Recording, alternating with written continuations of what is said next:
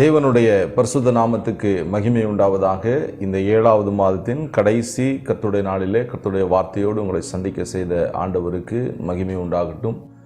இந்த 7 மாதங்கள் வரைக்கும் கர்த்தர் கிருபையினாலே தம்முடைய வார்த்தையினாலே நம்மை நிரப்பி நம்மை நடத்தி இருக்கிறார். இந்த 7வது மாதத்தின் கடைசி கர்த்தருடைய நாளிலே கர்த்தருடைய வார்த்தையை உங்கள் மத்தியில் சொல்ல கர்த்தர் கிருபை செய்திருக்கிறார். கர்த்தர் நிச்சயமாக நம்முடைய முகத்தை பார்க்கிற ஆண்டவராக இருக்கிறார். யோபுவின் சரித்திரத்தில் உள்ளதான ஒரு வசனங்களை நான் உங்களுக்கு வாசித்து இந்த நாளுக்குரிய வேத தியானத்துக்கு நேராக நம்முடைய சிந்தனைகளை இருதயங்களை கர்த்தர் திருப்பும்படியாக ஜெபிக்கிறேன். கர்த்தர் நடத்துவாராக. யோபுவின் சரித்திரத்தில் கடைசி அதிகாரம் 42ஆம் அதிகாரத்தில் உள்ள 5 மற்றும் 9 வசனங்களின் ஒரு பகுதியை உங்களுக்கு என்று வாசிக்கிறேன். யோபுவின் சரித்திரம் 42ஆம் அதிகாரம் 5 மற்றும் 9 வசனங்கள். என் காதினால் உம்மை குறித்து கேள்விப்பட்டேன், இப்பொழுதோ என் கண் உம்மை பார்க்கிறது. 9வது வசனம். அப்பொழுது தோமானியனாகிய எலிப்பாசும் சூகியனாகிய பில்தாதும் நாகமாத்தியனாகிய சோப்பாரும் போய் கர்த்தர் தங்களுக்கு சொன்னபடியே செய்தார்கள். அப்பொழுது கர்த்தர் யோபின் முகத்தை பார்த்தார். ஜெபம் செய்வோம். பரிசுத்த பிதாவே, இரக்கமுள்ள எங்கள் ஆண்டவரே, பரலோகத்தின் தகப்பனே, ஆசீர்வதிக்கப்பட்ட அருமையான இந்த நல்ல காலை நேரத்துக்காக ஸ்தோத்திரம். இந்த பரிசுத்த நாளிலே உங்களுடைய திருவாய்மொழிகளை கேட்க கர்த்தர் எங்களுக்கு உதவி செய்த கிருபைக்காக ஸ்தோத்திரம் ஐயா. உங்களுடைய வசனத்தின் வழியாக எங்களை நடத்துறீங்க. உங்களுடைய வசனத்தின் ஆழத்துக்குள்ளே எங்களை அழைத்து சென்று கர்த்தாவே அதில் உள்ள பொக்கிஷங்களை நாங்கள் பெற்றுக்கொள்ள, ஆசீர்வாதங்களை பெற்றுக்கொள்ள, இன்னும் பரிசுத்தமாக பக்குவப்பட உங்களுடைய ராஜ்யத்துக்கு ஆயத்தமாக எங்களுக்கு உதவி செய்வீராக. பரிசுத்த ஆவியான எங்கள் மத்தியில் என்ன கிரியை நடப்பிக்க விரும்புகிறோம் அதை தாராளமாக, பலமாக, ஆழமாக எங்களுக்குள்ள நிறைவேற்றுங்க. நம்முடைய நாமத்தை மகிமைப்படுத்திக் கொள்ளும். இயேசுவின் நாமத்தில் வேண்டுகிறோம், அன்பின் பிதாவே, ஆமேன். தேவனுடைய பரிசுத்த நாமத்துக்கு மகிமை உண்டாகட்டும். 5வது வசனத்தில் யோபு சொல்லுகிறார், இப்பொழுதோ என் கண் உம்மை காண்கிறது. 9வது வசனத்தில் வாசிக்கிறோம், அப்பொழுது கர்த்தர் யோபின் முகத்தை பார்க்கிறார். நீண்ட சிறையிருப்புக்கு பின்பு யோபுவும் கர்த்தரும் முகமுகமாக சந்தித்துக் கொள்வதை இந்த வேத பகுதியில் நாம் அறிந்து கொள்கிறோம். மிக நீண்ட ஒரு சிறையிருப்புக்கு யோபு கொண்டு போகப்படுகிறார். அந்த சிறையிருப்பில் என்னென்ன நடந்துச்சுலாம் உங்களுக்கு தெரியும். எல்லாவற்றையும் யோபு இழந்தார். சரீர சுகத்தை இழந்தார். தன்னுடைய தலையை மொட்டை எடுத்து சாம்பலிலே அமர்ந்து கொண்டு ஓட்டை எடுத்து அவர் சொரிந்து கொண்டு எவ்வளவு காரியங்களையும் பேசுகிறார். கர்த்தரை குறித்து அவர் பேசுகிறார். இந்த எல்லா சிறையிருப்புக்கு பின்பும் கர்த்தர் யோபுவை சந்திக்க வருகிறார். யோபு கர்த்தரை பார்க்கிறார்.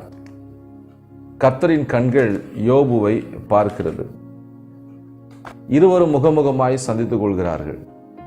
இந்த உலகத்தில் வாழ்கிற நாம் ஒருவர் முகத்தை ஒருவர் சந்திப்பது அவர்கள் மேல் வைத்துள்ள அன்பினாலும் அவர்கள் மேல் வைத்துள்ள ஐக்கியத்தினாலும் அது அமைகிறது. ஒரு சில பேர் சொல்லுவாங்க, உன் முகத்தில் கூட நான் இனிமேல் முழிக்க மாட்டேன்.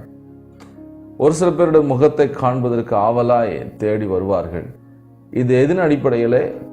அவர்கள் இருவருக்கும் இடையே உள்ள அன்பு ஐக்கியத்தின் அடிப்படையிலே. எவ்வளவு சிறையிருப்புக்கு பின்பும் யோபுவின் மேல் தேவன் வைத்த அன்பு மாறவில்லை. யோபுவுக்கும் தேவன் மேல் வைத்த அன்பிலே மாற்றமில்லை என்பதை இந்த வேத பகுதியிலே நாம் உணர்ந்து கொள்கிறோம். பல சோதனைகளை கடந்த யோபு தேவன் தன்னை பார்க்கும்படியாக, தான் தேவனை தரிசிக்கும்படியான ஒரு நல்ல நிலையை அவர் காத்து கொண்டார். யோபுவுக்கு நேரிட்ட சிறையிருப்பின் நாட்களிலே அவர் பேசின எல்லா காரியத்தையும் நம்ம வேதத்தில் வாசிக்கிறோம். யோபு 1ஆம் அதிகாரம் 11வது வசனம் மற்றும் யோபு 2ஆம் அதிகாரம் 5வது வசனத்தில் யோபு சாத்தானை குறித்து தேவனிடத்தில் சொல்கிறார். யோபு உன்னை தூஷிப்பார், யோபு உம்மை நிச்சயமாக தூஷிப்பான் என்று சொல்லி சாத்தான் பதிவிடுகிறதை நாம் வாசிக்கிறோம். யோபு 1ஆம் அதிகாரம் 22வது வசனத்தில் யோபு பாவம் செய்யவில்லை, யோபு தன் உதடுகளினால் கர்த்தரை தூஷிக்கவில்லை, யோபு எள்ளளவும் பாவம் செய்யவில்லை என்பதை பரிசுத்த ஆவியின் வேதத்தில் பதிவு செய்திருப்பதை நாம் வாசிக்க முடிகிறது. தேவனை தூஷிக்காத, பாவம் செய்யாத யோபுவை தேவன் பார்த்தார். யோபுவின் முகத்தை தேவன் பார்த்தார். யோபுவின் முகத்தை தேவன் பார்க்கும்போது அது எப்படி இருந்தது? விரும்பத்தக்க ரூபம் இல்லாதிருந்தது. பல கேள்விகளோடு யோபு இருந்தார். நிந்தனைகளோடும் அவமானத்தோடும் யோபு இருந்தார். எல்லாவற்றையும் இழந்தவராக, ஆனால் நீதிமானாக, உத்தமனாக தன்னை காத்து கொண்டிருந்தார். பிரியமானவர்களே, இது எவ்வளவு கடினமான ஒரு காரியம். யோபு கடந்து போன சோதனைகளை நாம் யாருக்கும் நிச்சயமாக கடந்து போயிருக்க மாட்டோம். யோபுவின் உத்தமத்தை பார்த்தால் நமக்கு ஏணி வைத்தாலும் எட்டாது. பிரியமானவர்களே, கர்த்தர் நம்மையும் தெரிந்து கொண்டு கிருபையா நம்மை நடத்தி கொண்டு வருகிறார். யோபுவுடைய முகம் எப்படி இருந்தது? அது வேறுபட்டு இருந்தது. அது மிகவும் கலங்கினதாக இருந்தது. அந்த முகத்தை தேவன் பார்த்தார். பிரியமானவர்களே, உங்களுடைய முகத்தை இந்த செய்தியின் வழியாக கர்த்தர் பார்க்க விரும்புகிறார். உங்களை தேவன் சந்திக்க விரும்புகிறார். அதற்காக தான் இந்த செய்தி. ஏன் கர்த்தர் வார்த்தையை கொடுக்கிறார்? அந்த வார்த்தையை வைத்து ஏதோ கர்த்தர் கிரியை செய்ய விரும்புகிறார். ஏதோ நம்மிடத்துல பேச ஏதோ நம்மிடத்துல எதிர்பார்க்க விரும்புகிறார். அதை தான் இந்த கால வேளையில ஆண்டவர் நமக்கு செய்தியாக கொடுத்திருக்கிறார்.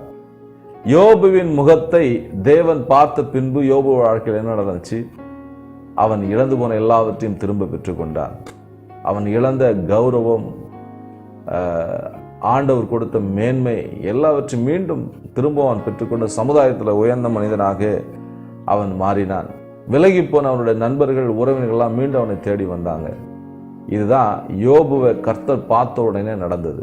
இன்றைக்கு கர்த்தர் உங்களை பார்க்க விரும்புகிறார். உங்களை சந்திக்க கர்த்தர் விரும்புகிறார். உங்களுடைய வாழ்க்கையில் இழந்து போன எல்லாவற்றையும் நீங்கள் மீண்டும் ஆண்டவர் கொடுக்க உங்களுக்கு விரும்புகிறார். நீங்கள் இழந்து போன சமுதாயத்தில், குடும்ப சூழ்நிலைகளில், நன்குணத்தில் இழந்து போன அந்த மதிப்பை மீண்டும் உங்களுக்கு கொடுக்க விரும்புகிறார். நீங்கள் இழந்து போன உறவுகளை மீண்டும் கொடுக்க விரும்புகிறார். தேவன் உங்கள் முகத்தை பார்க்க விரும்புகிறார். நீங்கள் அவர் முகத்தை பார்க்க ஆயத்தமா? கர்த்தர் உங்கள் முகத்தை பார்க்க ஆயத்தமாகிதான் இந்த வசனத்தை உங்களுக்கு கொடுக்கிறார், இந்த வார்த்தைகளை கொடுக்கிறார். நீங்கள் தேவனின் முகத்தை பார்க்க ஆயத்தமா? ஏன் தேவன் யோபுவை தேடி வந்தார்? யோபுவின் வைத்திருந்த அதிகமான அன்பு, யோபுவை தேவன் அதிகமாக நேசித்த அந்த நேசத்தினாலே யோபுவை தேவன் தேடி வந்தார். உங்களை என்னையும் தேவன் தேடி வந்துட்டார் ஏற்கனவே. யோவான் 3:16 வசனம். இவ்வுலகத்தில் தேவன் நம்ம மீது அன்பு கூர்ந்திருக்கிறார். பரலோக பிதா அதிக அன்பு நம்ம மேலே கூர்ந்ததுனால தன்னுடைய சொந்த குமாரனையே நமக்காக பலியாக ஒப்பு கொடுத்தார். யார் தன்னுடைய சொந்த குமாரனை ஒப்பு கொடுப்பார்? தேவன் தம்முடைய ஒரே பேரான குமாரனை உங்களுக்காக, எனக்காக ஆண்டவர் ஒப்பு கொடுத்தார். அவ்வளவு அன்பை தேவன் நம்ம மீது வைத்திருக்கிறார். இந்த காலவேளையில நாம் கவனிக்க வேண்டிய முக்கியமான விஷயம், தேவன் நம்முடைய முகத்தை பார்க்க வேண்டும், நாம் அவருடைய முகத்தை பார்க்க வேண்டும். நம்முடைய இப்போது இருக்கிற எல்லா அசாதாரணமான நிலைகள்லாம் மாற வேண்டும். இதற்கு என்ன செய்ய வேண்டும்? இதுதான் இந்த காலவெளியில் கர்த்தர் சொல்றது முக்கியமான செய்தி. முதலாவது, தேவன் யோபுவை தேடி வர, தேவன் யோபுவின் முகத்தை பார்க்க யோபு இடத்துல என்னத்தை பார்த்தார்? முதலாவது, யோபுவின் அடக்கத்தை தேவன் பார்த்தார். எவ்வளவு பெரிய பிரச்சனைகள் மத்தியிலும், இந்த பிரச்சனைகளுக்கு முன்பும் தேவன் யோபு அடக்கமா இருந்தார். இந்த பிரச்சனை மத்தியிலும் யோபு அடக்கமாய் பேசினார், அடக்கமாய் இருந்தார். நாமும் கூட அடக்கமாய் இருக்க கர்த்தர் நம்மிடத்தில் எதிர்பார்க்கிறார். நம்மை தேவன் உயர்த்த வேண்டும் என்று சொன்னால் முதலாவது அடக்கத்தை எதிர்பார்க்கிறார். நாம் அடங்கி வாழ, தேவனுடைய பிரமாணங்களுக்கு, வசனங்களுக்கு அடங்கி வாழ வேண்டும். அடக்கம் இல்லாமல் தேவனுடைய வசனத்தின்படி வாழ முடியாது.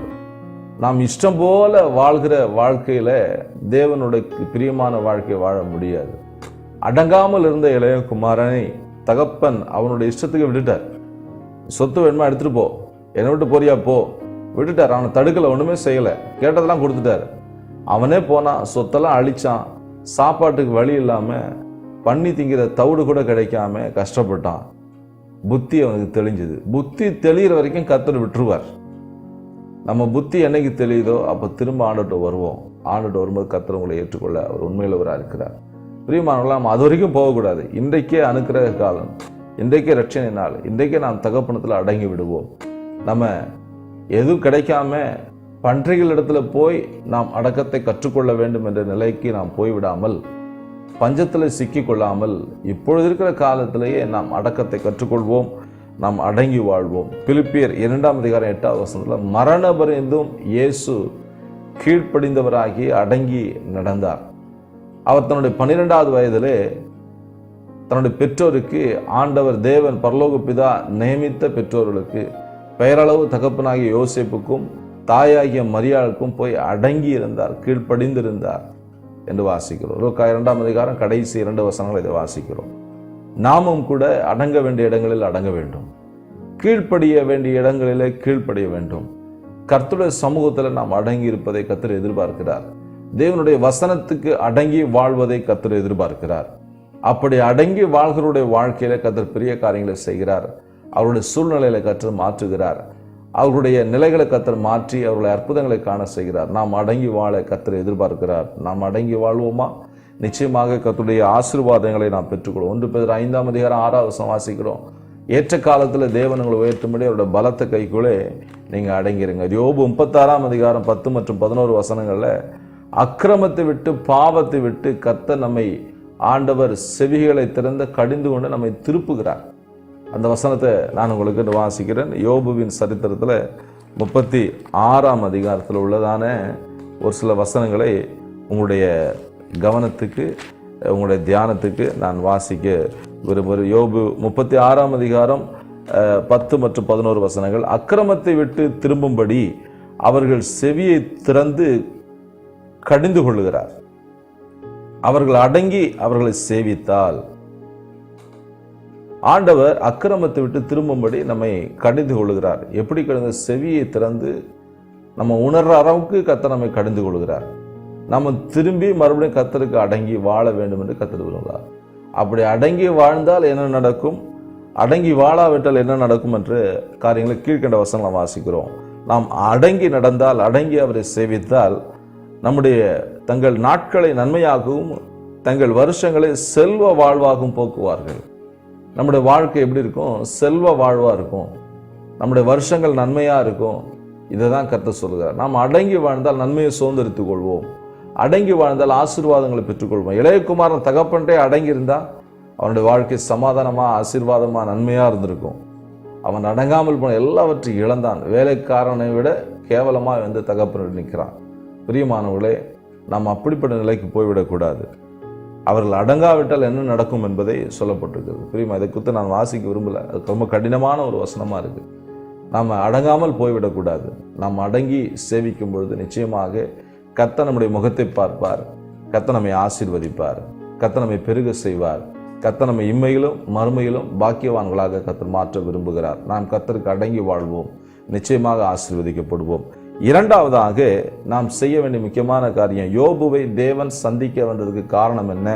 முதலாவது, தேவன் யோபுவிடத்தில் அடக்கத்தை பார்த்தார். இரண்டாவது, யோபுவிடம் மன பக்குவத்தை கர்த்தர் பார்க்கிறார். யோபு 2ஆம் அதிகாரம் 10வது வசனம் நீங்க வாசிங்கன்னா, தேவனிடத்துல தீமையும் நன்மையும் பெறுகிற அளவுக்கு யோபுவினுடைய இருதயம் பக்குவப்பட்டிருந்தது. நம்முடைய இருதயம் இன்னும் பக்குவப்படாமல் இருக்கிறதுனால ஒரு சில ஜெபங்களுக்கு கர்த்தர் பதில் கொடுக்கலாம், உடனே பின்வாங்கி போயிடணும். உடனே ஆண்டவர்கிட்ட கோச்சிக்கிறோம். உடனே ஆலயத்தை கட் பண்ணுறோம். உடனே ஆண்டவருடைய தியானிப்பது, வேதத்தை வாசிப்பது, ஜெபிப்பதெல்லாம் நிறுத்திடுறோம். இருதயம் இன்னும் பக்குவப்படலை. குழந்தைக்கேற்ற இருதயமாக இருக்கக்கூடாது. நம்ம இன்னும் குழந்தையாகவே இருக்கக்கூடாது. வளரணும். இருதயம் பக்குவப்படணும். கர்த்தர் யோபுவினுடைய முகத்தை பார்ப்பதற்கு யோபுவின் இருதயம் பக்குவப்பட்டிருந்தது. நேர்மாறாக யோபுவினுடைய மனைவியின் இருதயம் இருந்தது, பக்குவப்படாத இருதயம். நீ தேவனை தூசித்து ஜீவனை விடு, உத்தமத்தில் ஏன் நிற்கிற? இதுதான் யோபுவுடைய பக்குவப்படாத இருதயம், யோபுவுடைய மனைவியுடைய பக்குவப்படாத இருதயம். யோபுடைய இருதயம் என்ன? தேவனத்தில் நன்மையை பெற்றுக்கொள்ளலாம், தீமையை பெற்றுக்கொள்ளலாம். எல்லாவற்றையும் தேவன் அனுமதிக்கிற எல்லா சூழ்நிலையும் கடந்து போகலாம், அவர் அனுமதிக்கிற எல்லா காரியத்திலும் பயணிக்கலாம் என்ற மனநிலையில் இருப்பதுதான் பக்குவப்பட்ட இருதயம். கர்த்தர் எதை கொடுத்தாலும் ஸ்தோத்திரம். கர்த்தரை அறியாமல் எதுவும் நமக்கு நடக்காது அப்படிங்கிறத நாம் ஏற்றுக்கொள்ளதான் பக்குவமான இருதயம். யோபின் இருதயம் பக்குவப்பட்டிருந்தது. நம்முடைய இருதயம் பக்குவப்பட கர்த்தர் விரும்புகிறார். இருதயம் பக்குவப்பட என்ன செய்யணும்? எஸ்ராவின் புஸ்தகம் 7ஆம் அதிகாரம் 10வது வசனத்தை வாசிக்கும் போது, எஸ்ரா தேவனுடைய வேதத்தை வாசிக்கவும் அதை தியானிக்கவும் அதன்படி உபதேசிக்கவும் தன்னுடைய இருதயத்தை பக்குவப்படுத்தியிருந்தான். நம்முடைய இருதயம் பக்குவமா இருக்கணும். நம்முடைய இருதயம் பக்குவப்படுறதுக்கு என்ன செய்யணும்? வேதத்தை வாசிக்கணும். பைபிள் ஒன்றை தவிர நம்முடைய இருதயத்தை வேற எதுவும் பக்குவப்படுத்தாது. அது இருபுறமும் கருக்குள்ள பட்டயம். அது ஊனையும் கருக்கையும் வெவ்வேறாக பிரிக்கும் வேதம். கல்லான இருதயத்தை உடைக்கும், சதையான இருதயமா மாற்றும், நற்குணசாலியாக மாற்றும். நம்மை அந்த பரிசுத்த வேதாகமத்தை சுமந்து அதை நான் வாசிக்கும் பொழுது அது இனிமையா வாசிக்கணும். அதோட நேரத்தை செலவழிக்கணும். ஆவியில வேதத்தை வாசிக்கும் பொழுது இருதயம் நிச்சயமா பக்குவப்படும். எரேமியா 17ஆம் அதிகாரத்தில் 1ஆம் வசனம் வாசிக்கும், இருதயமா மகா கேடுள்ளது, திருக்குள்ளதமா இருக்கிறது. திருக்குள்ள கேடுள்ள இந்த இருதயம் பக்குவப்படுவதற்கு, நல்ல இருதயமா மாறுவதற்கு வேதத்தை வாசிக்க வேணும். வேதத்தை தவிர, ஆண்டவரை தவிர நம்முடைய இருதயத்தை வேற யாரும் பக்குவப்படுத்த முடியாது. தாவீது சொல்றான், துர்க்குணத்தில் உருவானேன், தாயினை பாவத்தில் கற்பந்தரித்தார். துர்க்குணத்தில் பாவத்தில் உருவான இந்த இருதயம் பக்குவம் அடைவதற்கு வேத வசனம் நமக்கு முக்கியம். தேவனுடைய பிரசன்னம் மிக மிக முக்கியம். அதுக்கு நாம் விட்டு கொடுப்போம். மத்தேயு 12ஆம் அதிகாரம் 35ஆம் வசனம் இயேசு பதிவிடுகிறார், உங்களுடைய இருதயம் நல்ல பொக்கிஷ சாலை. இந்த இருதயம் நல்ல பொக்கிஷ சாலை, நல்ல ஸ்டோர் ரூம், நல்ல நல்ல காரியங்களை வைக்கிறதான ஒரு இடம் இது. இதுக்குள்ள கெட்ட காரியத்தை உள்ள லோட் பண்ணீங்கன்னா உங்க வாயில உங்களிருந்து வெளிப்படுறதெல்லாம் கெட்டதாக தான் வெளிப்படும். நீங்க நல்ல காரியத்தை உள்ள பதிவிட்டீங்கன்னா உங்க வாயிலிருந்து உங்களிடத்து வெளிப்படுறதெல்லாம் நல்ல காரியங்கள் வெளிப்படும். நீங்க நன்மையான காரியங்களை வெளிப்படுத்த, நன்மையான காரியங்களை நீங்கள் இந்த உலகத்துக்கு கொடுக்க உங்க இருதயம் நல்ல காரியங்களால், நல்ல வசனங்களால், வேதத்தினுடைய காரியங்களால், தேவனுடைய நற்பண்புகளால் உங்களுடைய இருதயம் நிரப்பப்பட வேண்டும். உங்க இருதயத்தை மாற்றுறது பரிசுத்த வேதாகமும் பரிசுத்த ஆவியானவரும் மட்டும்தான். வேற எதுவும் உங்களுடைய இருதயத்தை மாற்றவே முடியாது. கர்த்தர்கிட்ட ஒப்பு கொடுங்க, உங்க இருதயம் பக்குவப்படட்டும். கர்த்தர் உங்கள் முகத்தை பார்க்க விரும்புகிறார். தேவன் யோபுவருடைய முகத்தை பார்க்க முதலாவது என்ன காரணம்? யோபு தேவனிடத்தில் அடங்கியிருந்தார். தேவன் யோபு இடத்துல அடக்கத்தை பார்த்தார். இரண்டாவது யோபு இடத்துல தேவன் இனத்தை பார்த்தார். தேவன் யோபு இடத்துல மனப்பக்குவத்தை பார்த்தார். மூன்றாவதாக யோபு இடத்துல தேவன் எதை பார்த்தார்? யோபுவை தன்னுடைய தாசனாக கர்த்தர் பார்த்தார். யோபு 42ஆம் அதிகாரம் 7-8 வசனங்கள்ல, என் தாசனாகிய யோபுவின் மேல், என் தாசனாகிய யோபுவை போல் என்று ஆண்டவர் பதிவிடுகிறார். நாம் தேவனுடைய பிள்ளைகள், தேவனுடைய தாசன் என்பதை தேவனே பதிவு செய்ய வேண்டும். யோபு 1:8 என் தாசனாகிய யோபுவின் மேல் கவனம் வைத்தாயோ என்று சாத்தாண்டத்தில் கேட்கிறார். நாம் யோபு போல தேவனுடைய பிள்ளைகளாக, தேவனால் அங்கீகரிக்கப்பட்டவர்களாக இருப்பது மிக மிக அவசியம். கர்த்தர் இதில் உங்களுக்கு உதவி செய்வாராக. தேவன் நம்முடைய முகத்தை பார்த்து ஆசீர்வதிப்பதற்கு எல்லா நிலையிலும் நாம் தேவனுடைய பிள்ளைகள் என்பதை வெளிப்படுத்த வேண்டும். ஆதியாகமம் 39ஆம் அதிகாரம் 20 மற்றும் 23 வசனங்கள்ல யோசேப்பு சிறையில் இருக்கிறார். தேவன் யோசேப்போடு இருந்தார். நீங்க எப்படிப்பட்ட சிறையிருப்பில், எப்படிப்பட்ட பாதையில கடந்து போனாலும் நீங்க கர்த்தரோடு இருக்கிறீங்களா, அது ரொம்ப முக்கியம். தேவன் உங்களோடு இருப்பார். நீங்க எல்லாவற்றையும் ஜெயிச்சிருவீங்க. யோசேப்பு எல்லாவற்றையும் ஜெயித்து தேவன் இந்த ஸ்தானத்தில் போய் அமர்ந்தார். காரணம், யோபுவோடு யோசேப்போடு தேவன் இருந்தார், யோசேப்பு தேவனோடு இருந்தார். ரொம்ப முக்கியம் அது. நாம் இந்த உறவில் காத்துக்கொள்வோம். நிச்சயமாக கர்த்தர் நம்முடைய வாழ்க்கையில் பெரிய காரியங்களை செய்வார். நாம் தேவனுடைய தாசன், நாம் தேவனுடைய பிள்ளை என்ற நிலையை காத்துக்கொள்ள வேண்டும். கடைசியாக யோபுவுடைய முகத்தை தேவன் பார்க்க காரணம் என்ன? யோபுவுடைய பேச்சில் நிதானம் இருந்தது. யோபு 42:7 என் தாசனாகி யோபு பேசினது போல நீங்கள் நிதானமாய் பேசவில்லை என்று ஆண்டவர் பதிவிடுகிறார். நம்முடைய பேச்சுக்கள் நிதானமா இருக்க வேண்டும். நாம் எப்படிப்பட்ட பாதையில கடந்து போனாலும் முறுமுறுக்கிற வார்த்தைகளை, தேவனை தூஷிக்கிற வார்த்தைகளை, தேவனை குறைத்து மதிப்பிடுகிற வார்த்தைகளை உதிர்த்து விடக்கூடாது. வார்த்தைகளை கீழே போட்டால் நாம் அள்ளிவிட முடியாது. பிரியமானவர்களே, இந்த காலவெளியில் கர்த்தர் நமக்கு சொல்ல முக்கியமான காரியம், நாம் நிதானமாய் பேச வேண்டும். நம்முடைய பேச்சில் நிதானம் இருக்க வேண்டும் என்பதை தேவன் விரும்புகிறார். நம்முடைய பேச்சு அநேகரை வாழ வைக்கும், அதே சமயத்தில் அநேகரை சாகடிக்கும். வார்த்தைகள் மிகவும் அழகானவைகள். அந்த அழகான வார்த்தைகளை கொண்டு அழகான எதிர்காலத்தை உருவாக்கி கொடுக்கலாம். அழகான மற்றவருடைய வாழ்க்கையை நாம் அழகாக மாற்றுவதற்கு நம்முடைய அழகான வார்த்தைகளை பயன்படுத்தலாம். அந்த வார்த்தையை கொல்லுகிற வார்த்தைகளாக, அழிக்கிற வார்த்தைகளாக நாம் பயன்படுத்தி விடக்கூடாது. வாயின் தாறுமாறுகளை உன்னை விட்டு அகற்ற விதத்தில் வாசிக்கிறோம். வாயின் தாறுமாறுகளை நம்ம அகற்ற வேண்டும். சொற்களின் மிகுதியினால் பாவம் இல்லாமல் போகாது.